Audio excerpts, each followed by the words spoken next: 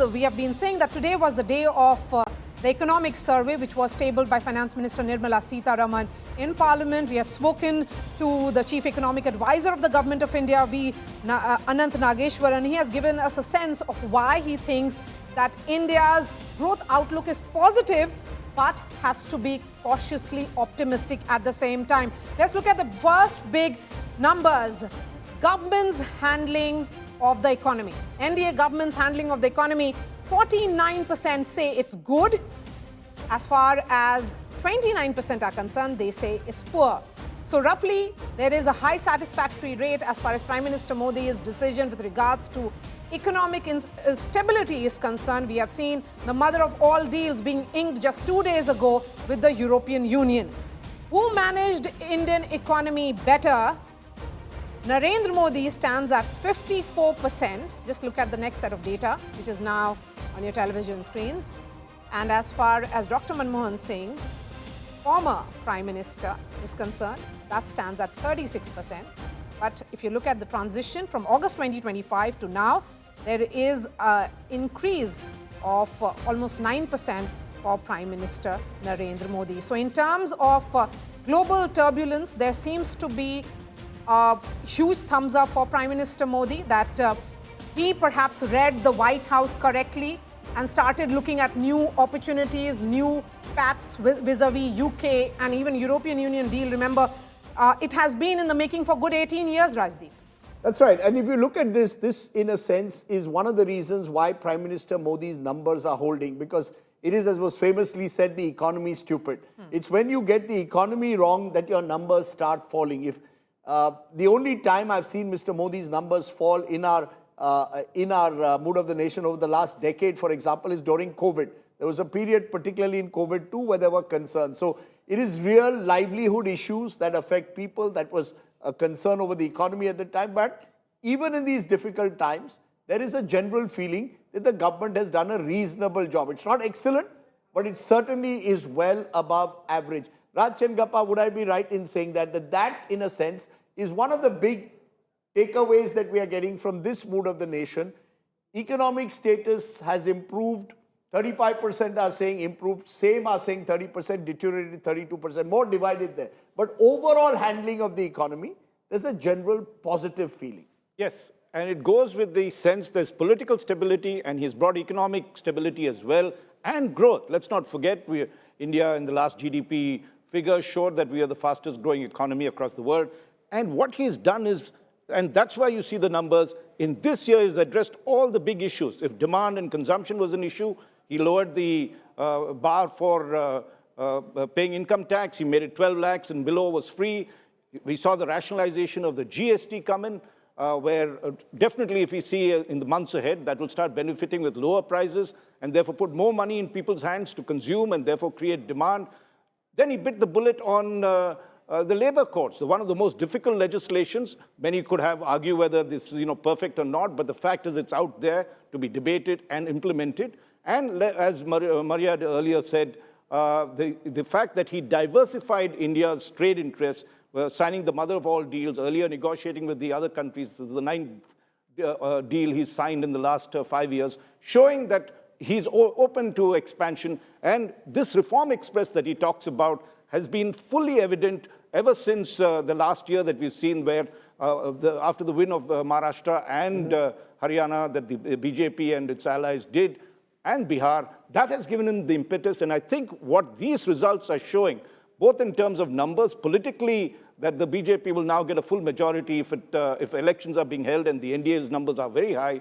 And if you look at the ratings that this particular poll shows, that all this shows that the mandate is go ahead and do the reforms. We are with you. And that's a big thing as Budget 2026. Can I just get a quick, before I go to the other guests, Yashwan, just a comparison between numbers of handling the economy in August of 2025 compared to now. Would I be right in saying that today Mr. Modi's numbers are actually marginally better than they were 5 months ago, which also reflect in the seats that the BJP is projected to get? The NDA government's marginally, as you can see, has gone up from 48 to 49 between August and now. So It was at a high about a year ago, but 2 years ago. But overall, it is pretty rock solid. Would I be right to say that? You're right. And also it is one of those things when you compare Dr. Manmohan Singh and Modi's and like that, this is the only zigzag movement you can see sometimes, and that's largely because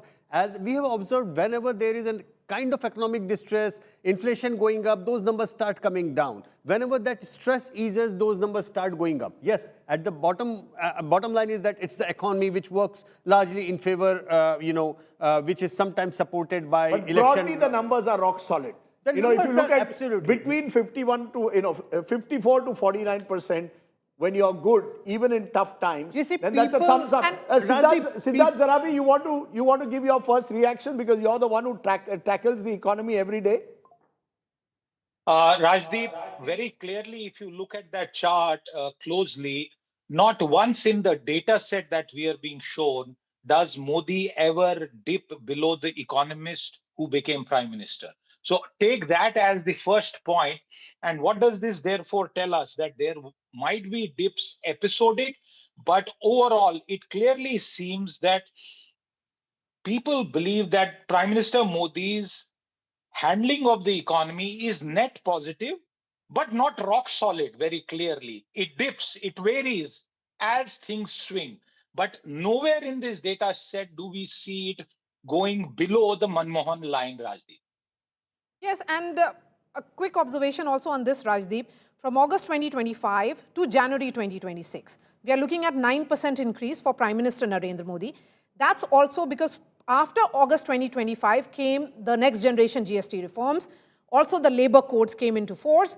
And now we are looking at the economic survey. Of course, this survey was done much before the economic survey came into force.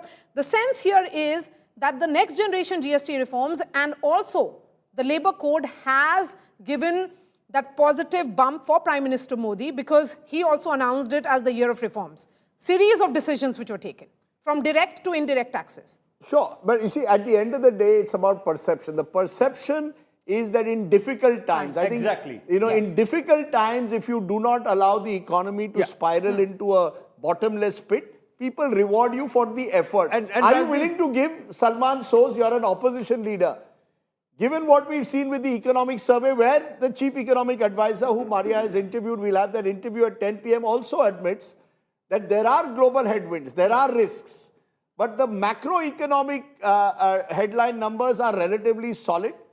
And the general feeling is that the Indian economy, unlike other economies across the world, is holding on, is resilient. And therefore, the Prime Minister is being given, or the government is being given credit for keeping the economy on the right track. You want to call it Reform Express, you want to call it Reform Mail, that's up to you. Well, Rajdeep, what I would say is that if you look at the data here, in August 2024, I look at the screen and it says that 52% is the approval rating for the Prime Minister. This is just after an election where he lost his majority for the first time in 3 tries. So, and now if he's at 49%, I congratulate him because, if you look at the pre-2024, July 2024, pre-election Mood of the Nation survey, I'm sure the survey gave the NDA 350 seats or something like that. So if that is the benchmark, great. But let me tell you what the reality is, what people are feeling as we speak. This country's consumption, this economy's consumption is extremely weak. And by the way, the 7.4% GDP growth number that the finance minister will report at the budget presentation will come with certain caveats. Your tax collections have been basically contracted this year. Okay, your tax collections are contracting compared to what they were expecting. They were expecting 11% growth, and we right now till November we've had contraction. What does that tell you? That tells you there's some serious problems in the economy. And I think that your survey may not capture that, but that's a data point. That's a real data point. Scooter sales. Your scooter sales are very important because that's an entry point to middle class status. Your scooter sales right now are barely catching up with 2018-19 levels. Okay? That is the real data point. Nobody can argue with that. Your private sector investments are down. Your overall investments are not touching 30% since 2014. That's real data. Okay. By the way, the Bombay stock. Let Let's Zafar stop. Islam now respond to that. No, You have no, thrown a lot of data here. let me just finish Yes. the data point that viewers might be interested in. The stock market. Everybody loves the stock market. The Bombay Stock Exchange, the BSE index. Since 2024, when it reached a peak, it's gone down by 5%. But the small caps, the small companies, their share has gone down by 20%. So their value has gone down by 20%.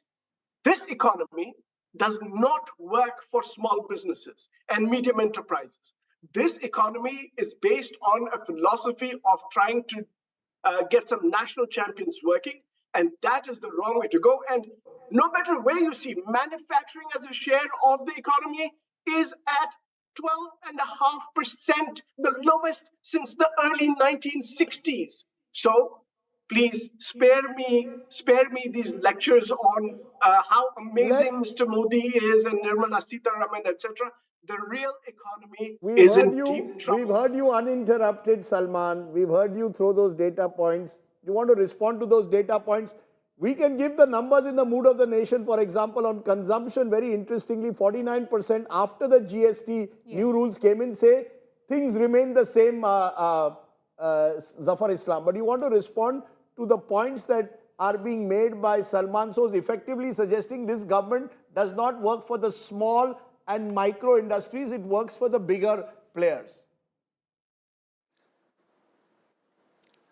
See, every opposition leaders have to criticize the government, and that is what Salman Soz is doing. But away from that, let me tell you very candidly that Indian economy, it doesn't work in isolation.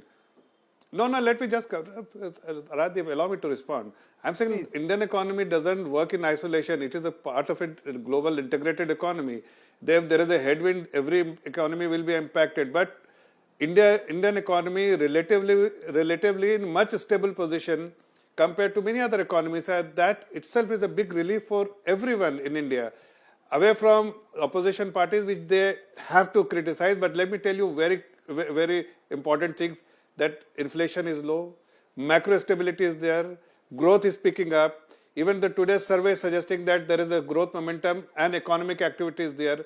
Lot of economic stimulus has been given last year in 2025. The problem with many countries is facing that their economy is in crisis. And they have to rescue. We are not in that position. We don't have to rescue our economy. We are not in crisis. We are in a very different situation. We have how to steer our economy so that we have more productive GDP growth, and that is what the economic survey is also indicating. But as I said, that we work in a global economy which is integrated. There are headwinds which every country is facing. We are not facing because we have market, we have consumption. The stimulus which has been given has not fully played out as yet. I'm telling you that all the heavy lifting which has been done last year has not fully played out as yet, and they will see that lot of more momentum going forward, and that is what economic survey is suggesting, that there will be growth momentum of GDP growth of 7.4%. The economic survey, actually, to be fair, the economic survey is presenting, Dr. Islam, the economic survey is presenting a more complex picture. Yes. Siddharth Zarabi, am I right? That the truth lies somewhere between what Salman Soz says, where everything is not working, and Syed Zafar Islam, who seems to suggest we are on a reform express. Just a minute. Let Siddharth Zarabi give us his view. Is the truth somewhere in between, as the survey seems to suggest? For example, on the rupee, that the rupee, the survey admits, has punched below its weight. It gives reasons for it. But the truth of the matter is these are difficult times, and the survey, if you read between the lines, is preparing you for difficult times. Rajdeep, I'll stick to the data on the screen rather than my own personal views. And if we take that since Modi took charge chart, and if we look at it the way I am reading the data, what is it? In simple words, it is telling us that there is no one shared economic experience across the country. It's basically a three-way split. Improved is 35%, the same is 30%, and deteriorated is 32%. So basically, the people's experience is varied. Now, if you take a look quickly at the GST, less than one-fourth are saying that they are buying more. 49% say no change. 21% say they are buying less. Now, it is a debate whether we should combine 49 and 21 and then look at it, or independently that less than one-fourth are buying. Oh.